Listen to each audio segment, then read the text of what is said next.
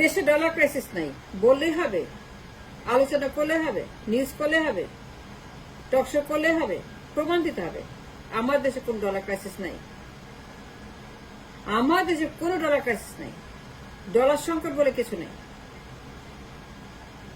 Dollar সংকট বলে কোনো শব্দ নাই। এর প্রমাণ দিতে পারবে না কেউই। সারাক্ষণ একটাই পেঁচাল, ডলার ক্রাইসিস। সবার মুখে একটাই কথা, ডলার ক্রাইসিস। মিডিয়া মানে ডলার ক্রাইসিস, আলোচনা মানে ডলার ক্রাইসিস।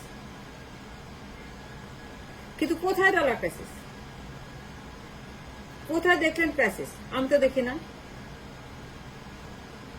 আমি তো কোথাও দেখি না ক্রাইসিস।